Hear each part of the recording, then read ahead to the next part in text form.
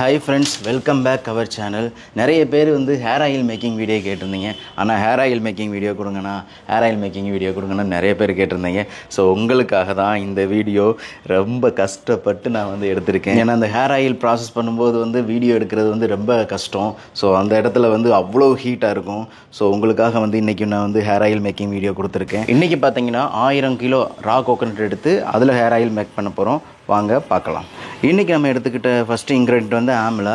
அதாவது வந்து நெல்லிக்காய் வந்து கிட்டத்தட்ட வந்து 35 40 கேஜி ஆயிலோட அளவை பொறுத்து மாறும். நெக்ஸ்ட்டு வந்து கரிசலாங்கண்ணி, அதாவது வந்து மஞ்சள் பூ கரிசலாங்கண்ணி. இதில் பார்த்தீங்கன்னா குட்டியாக ஒரு பூ இருக்குது பார்த்தீங்களா, அதுதான் மஞ்சள் கரிசலாங்கண்ணி. கரிசலாங்கண்ணியில் வந்து நிறைய டிஃப்ரெண்ட் இருக்குது. நான் எடுத்துக்கிட்டு வந்து மஞ்சள் கரிசலாங்கண்ணி. அதே மாதிரி இந்த இலையை தொட்டு பார்த்தீங்கன்னா உங்களுக்கு பேப்பர் மாதிரி இருக்கும், அந்த பூவை பார்த்துக்கோங்க. ஸோ இப்போ வந்து பார்த்தீங்கன்னா இந்த மஞ்சள் கரிசலாங்கண்ணியை வந்து மிஷினில் கொடுத்து சின்ன சின்னதாக சாப் பண்ண போகிறோம். அடுத்து பார்த்தீங்கன்னா நாட்டு செம்பருத்தி இலை.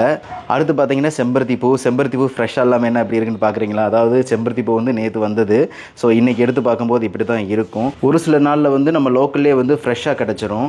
அடுத்து வந்து பார்த்தீங்கன்னா கருவேப்பிலை. கருவேப்பிலை பார்த்தீங்கன்னா நாட்டு கருவேப்பிலை தான் யூஸ் பண்ணுறோம். இந்த கருவேப்பிலையில் எக்கச்சக்கமான பெனிஃபிட்ஸ் இருக்குது.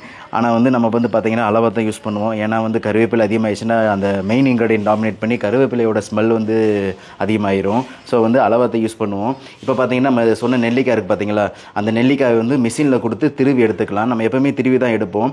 திருவி எடுக்கும்போது பார்த்தீங்கன்னா ஒரு சைடு வந்து நல்லா திருவி வந்துடும், ஒரு சைடு வந்து கொட்டை தனியாக வந்துடும். ஸோ இந்த மிஷின் வந்து உங்களுக்கு யாருக்காவது தேவைப்பட்டுச்சுன்னா டிஸ்கிரிப்ஷனில் வந்து நம்பர் கொடுத்துருக்கேன். ஸோ கான்டாக்ட் பண்ணுங்கள், உங்களுக்கு நான் ரெடி பண்ணி கொடுக்குறேன். அடுத்து நம்ம எடுத்து வச்சுருக்க கரிசலாங்கண்ணி இலையை இந்த சாப்பர் மிஷின் இருக்குது பார்த்தீங்களா, இந்த சாப்பர் மிஷினில் கொடுத்து நல்லா சாப் பண்ணிக்கலாம். ஸோ அதோட அவுட்புட் பார்த்தீங்கன்னா இப்படி தான் இருக்கும். நல்லா வந்து குட்டி குட்டியாக வந்து வெட்டின மாதிரி நம்மளுக்கு கிடச்சிரும். நம்ம எப்பயுமே வந்து இப்படி வெட்டி சின்னதாக சாப் பண்ணி தான் வந்து நம்ம ஆயிலில் வந்து சேர்த்துக்கிடுவோம். ஸோ உங்களுக்கு இந்த மிஷின் வேணும்னாலும் டிஸ்கிரிப்ஷனில் நம்பர் இருக்குது, கான்டாக்ட் பண்ணுங்கள். பார்த்தீங்களா எவ்வளோ அழகாக குட்டி குட்டியாக கட் பண்ணிட்டு இருக்கு பார்த்தீங்களா. இதுக்கு முன்னாடியில் நம்ம என்ன பண்ணுவோம் அப்படின்னா கத்தியை வச்சு தான் குட்டி குட்டியாக கட் பண்ணுவேன் நான். அப்படி கட் பண்ணும்போது கையெல்லாம் நிறைய தடவை வெட்டியிருக்கேன். கிட்டத்தட்ட வந்து செம்பருத்தி இலை, செம்பருத்தி பூ, கரிசலாங்கண்ணி இலை, இன்னொரு இன்க்ரீடியன்ட்லாம் சொன்னேன்ல, அந்த இன்க்ரீடியன்ட்லாம் கிட்டத்தட்ட வந்து 100 150 கிலோ நான் வந்து கையாலேயே கத்தி வச்சு கட் பண்ணியிருக்கேன் நான்.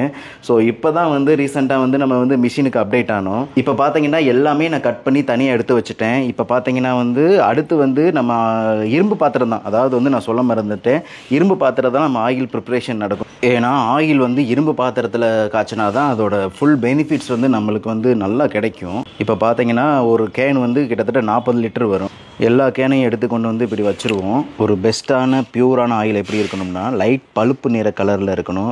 பார்த்தீங்கன்னா உங்களுக்கு தெரியும் லைட் எல்லோ ஷேடு இருக்கும். அதே மாதிரி அதோட வாசமும் பார்த்தீங்கன்னா பச்சை தேங்காவோட வாடை அப்படியே உங்களுக்கு தெரியும். இப்போ வந்து பார்த்தீங்கன்னா எல்லா பாத்திரத்துலையுமே வந்து ஆயில் வந்து நாங்கள் வந்து ஃபில் பண்ணி ஸ்டவ் ஆன் பண்ணியாச்சு. கிட்டத்தட்ட வந்து ஃபுல் ஹீட் வச்சுருக்கேன் நான், ஃபுல் ஃப்ளேம் வச்சுருக்கேன். அந்த ரூமோட டெம்பரேச்சர் பாருங்கள், கிட்டத்தட்ட 50 டிகிரி செல்சியஸ் இருக்குது. அவ்வளோ ஹீட் இருக்கும், ஆள் வந்து நிற்கவே முடியாது, ரொம்ப ஹீட்டாக இருக்கும். இப்போ இந்த 50 டிகிரி செல்சியஸ் வந்து இப்போ பார்த்தீங்கன்னா 60 டிகிரி செல்சியஸ் வந்து ஆயிலோட டெம்பரேச்சர் இருக்குது. இன்னும் கொஞ்சம் நேரத்தில் 70 டிகிரி வந்த உடனே நம்ம வந்து இன்க்ரீடியன்ட் போட ஸ்டார்ட் பண்ணிடலாம். ஆல்மோஸ்ட் 70 டிகிரி செல்சியஸ் வந்துருச்சு. இப்போ எல்லா பாத்திரமே 70 டிகிரி செல்சியஸ் வந்த உடனே நம்ம வந்து இன்க்ரீடியன்ட் வந்து கொஞ்சம் கொஞ்சம் ஆட் பண்ண ஆரம்பிச்சிடலாம். இந்த கிட்டத்தட்ட வந்து இந்த ப்ராசஸ் வந்து கிட்டத்தட்ட வந்து 2 மணி நேரம் நடக்கும். ஃபஸ்ட்டு இன்க்ரீடியன்ட் வந்து நம்ம துருவி வச்சுருக்கோம் இல்லையா நெல்லிக்காய், அதை வந்து சேர்த்துக்கலாம். இதில் வந்து பார்த்தீங்கன்னா எல்லா பாத்திரத்துக்குமே ஒரு கரெக்டான அளவு எடுத்து நான் தனியாக எடுத்து வச்சுருவேன். ஸோ ஒவ்வொரு பாத்திரத்துலையும் வந்து நெல்லிக்காய் வந்து ஆட் பண்ணிடலாம். கீழே பார்த்தீங்கன்னா வந்து நான் வந்து ஒரு நூல் சாக்கு வந்து போட்டிருப்போம். ஏன்னா வந்து அந்த ரூம் டெம்பரேச்சர் அதிகமாக இருக்கிறதுனால நூல் சாக்கு ஈரச்சாக்கு போட்டோம் அப்படின்னா நடக்கிறதுக்கும் அந்த ஹீட் வந்து கம்மியாகவும் இருக்கும். நெக்ஸ்ட் இன்க்ரீடியன்ட் பார்த்தீங்கன்னா செம்பருத்தி பூ, எல்லாமே பிரித்து போட்டுடலாம். அடுத்து வந்து செம்பருத்தி இலை. செம்பருத்தி இலையுமே கரெக்டாக மெஷர் பண்ணி எடுத்து வச்சுருப்போம். அதையும் எல்லா பாத்திரத்துலையும் நம்ம கரெக்டாக சேர்த்துடலாம். இப்போ இதில் பார்த்தீங்கன்னா இன்க்ரீடியன்ட் போட போட ஒருத்தர் பின்னாடி வந்து கிண்டிக்கிட்டே வரணும். ஸோ அப்போ தான் வந்து நம்மளுக்கு வந்து அடிப்பிடிக்காமல் இருக்கும். அதாவது வந்து டெம்பரேச்சர் வந்து 100 டிகிரி ரீச் ஆன உடனே வந்து நாங்கள் வந்து ஃப்ளேம் வந்து ஸ்லோ பண்ணிடுவோம். 100 டிகிரி வந்து எப்பயுமே வந்து தாண்டாது. அடுத்த இன்க்ரீடியன்ட் பார்த்தீங்கன்னா இப்போ நம்ம போட்டுக்கிட்டு இருக்கிறது கரிசலாங்கண்ணி. நம்ம குட்டி குட்டியாக மிஷின் வச்சு சாப் பண்ணோம் இல்லையா, அந்த கரிசலாங்கண்ணி எடுத்து வச்சுருக்கேன். செம்பருத்தி இலையை காட்டிலும் கரிசலாங்கண்ணி இலை வந்து கொஞ்சம் 1 மடங்கு எக்ஸ்ட்ரா இருக்கும். இந்த ஆயில் ப்ரிப்ரேஷன் பண்ணும்போது பார்த்தீங்கன்னா கிட்டத்தட்ட வந்து நம்ம ஆஃபீஸில் இருந்து பக்கத்து வீட்டுகளில் இருக்கவங்க, ரோட்டில் நடக்கிறவங்க, காரில் போகிறவங்க, பஸ்ஸில் போகிறவங்க எல்லா பேருக்குமே வந்து அதோட வாசம் அப்படியே வரும். நிறைய பேர் கேட்பாங்க இந்த அளவுக்கு வாசம் வருது என்ன பண்ணுறீங்க அப்படின்னு. ஸோ அந்த மாதிரி நேரத்தில் சொல்லுவோம் நாங்கள் வந்து ஆயில் மேக் பண்ணிகிட்ருக்கோம் அப்படின்னு. சூப்பராக இருக்குது, செம்மையாக இருக்குது, நல்ல வாசமாக இருக்குது அப்படின்னு கேட்பாங்க. நம்ம இது வந்து அவ்வளோ நேச்சுரல் இன்க்ரீடியன்ட் போட்டு பண்ணுறதுனால அவ்வளோ வாசம் இருக்கும். இதில் பார்த்தீங்கன்னா எவ்வளோ இன்க்ரீடியன்ட் இருக்குது பாருங்களேன். முடிஞ்ச அளவு வந்து எல்லா பாத்திரத்துலேயுமே வந்து நல்லா கிண்டி விட்டாச்சு. கிண்டி விட்டு ஃப்ளேமை வந்து ஸ்லோ வச்சாச்சு. இப்போ கொதிக்கிறது பார்த்தீங்களா, இதுதான் வந்து இந்த அளவில் தான் கிட்டத்தட்ட 12 hours வந்து கொதிச்சுக்கிட்டே இருக்கும்.